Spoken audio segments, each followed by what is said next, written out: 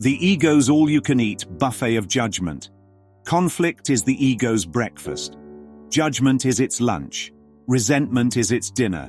And just to make sure the day never runs out of misery, it sneaks in guilt for brunch and a midnight snack of anxiety. The ego's diet is complete only when it is stuffed with separation. It cannot eat peace because peace would starve it out of existence. It cannot drink stillness because stillness is the end of its noise.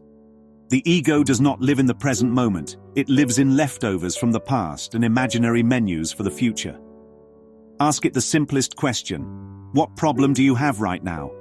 Not tomorrow, not next week, not 20 years ago. Right now.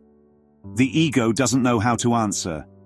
Because right now, in the absence of thought, there is no problem. Problems are smoke screens. They require time to appear real. The past must be resurrected, or the future invented, or else the plate in front of you is empty. And if the plate is empty, the ego has nothing to eat. That's why it keeps dragging corpses out of yesterday. That's why it keeps building monsters out of tomorrow. It is the original problem factory, mass-producing judgment so it can survive. A Course in Miracles puts it bluntly. The only problem is separation, and the only solution is the recognition that it never happened. When that truth lands, the whole buffet collapses.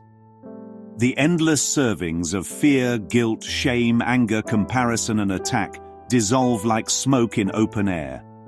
Right now, nothing is wrong. Right now, everything is whole. So when the ego hands you a plate, ask, what's really on the fork? Is it a bite of peace, or is it just another reheated judgment dressed up like a meal? Look closely. Every bite is the same flavor, separation. It may call it anger today and sadness tomorrow, but it's the same dish reheated again and again. Drop the fork. Don't keep feeding the phantom. The ego only exists if it gets you to eat. But peace has no appetite. It doesn't need a meal. It doesn't need to consume. It simply is. And in that isness, the ego starves. That's why the present moment is lethal to it. Right now, there are no problems. Right now, there is nothing to fix, nothing to fear, nothing to carry from yesterday or push into tomorrow. Right now, there is only presence. And that presence is what the ego cannot swallow. So next time conflict knocks, next time judgment rises, next time fear throws a plate in your lap, stop and ask, what problem do I have right now? The answer will be silence. And that silence is the banquet of God. The feast the ego can never taste. Because the truth is, the ego is not a diner at the table. It is the empty plate itself. And it was never full to begin with.